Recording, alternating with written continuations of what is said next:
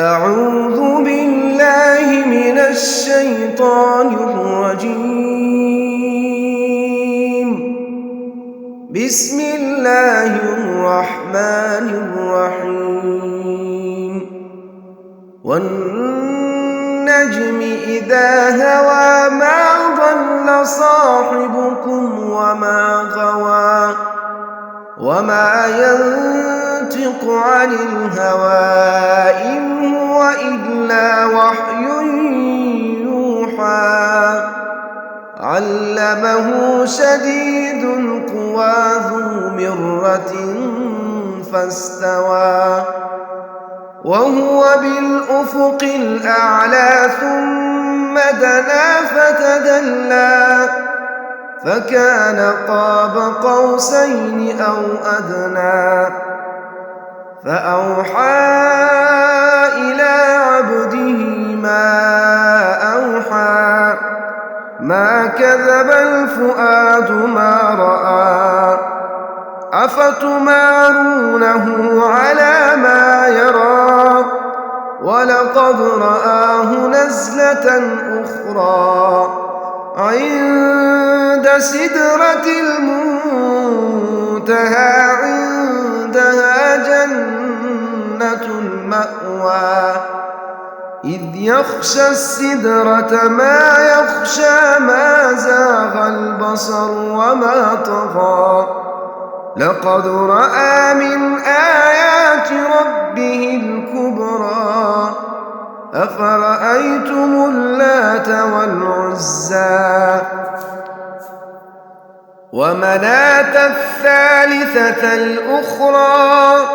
ألكم الذكر وله الأنثى تلك إذا قسمة ضيزى إن هي إلا أسماء سميتموها أنتم وآباؤكم ما أنزل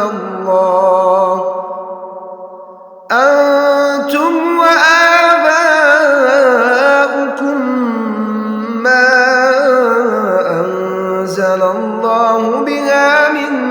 سلطان إن يتبعون إلا الظن وما تهوى الأنفس ولقد جاءهم من ربهم الهدى أم للإنسان ما تمنى فلله الآخرة والأولى وكم من ملك في السماوات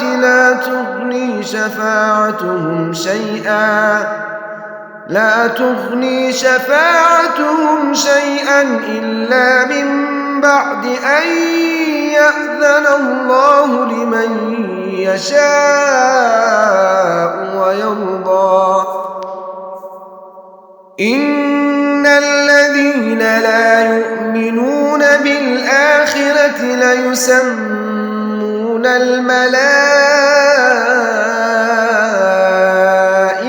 تسمية الأنثى وما لهم به من علم إن يتبعون إلا الظن وإن الظن لا يغني من الحق شيئا فأعرض عمن تولى عن ذكرنا ولم يرد إلا الحياة الدنيا ذلك مبلغهم من العلم إن ربك هو أعلم بمن ضل عن سبيله وهو أعلم بمن اهتدى ولله ما في السماوات وما في الأرض ليجزي الذين أساءوا بما عملوا ويجزي للذين أحسنوا بالحسنى الذين يجتنبون كبائر الإثم والفواحش إلا اللمم إن ربك واسع المغفرة هو أعلم بكم إذ أنشأكم من الأرض وإذ أنتم أجنة في بطون أمهاتكم فلا تزكوا أنفسكم هو أعلم بمن اتقى أفرأيت الذي تولى وأعطى قليلا وأكدى أعنده علم الغيب فهو يرى أم لم ينبأ بما في صحف موسى وإبراهيم الذي وفى ألا تزر وازرة وزر أخرى وأن ليس للإنسان إلا ما سعى وأن سعيه سوف يرى ثم يجزاه الجزاء الأوفى وأن إلى ربك المنتهى وأنه هو أضحك وأبكى وأنه هو أمات وأحيا وأنه خلق الزوجين الذكر والأنثى من نطفة إذا تمنى وأن عليه النشأة الأخرى وأنه هو أغنى وأقنى وأنه هو رب الشعرى وأنه أهلك عادا الأولى وثمود فما أبقى وقوم نوح من قبل إنهم كانوا هم أظلم وأطغى والمؤتفكة أهوى فغشاها ما غشا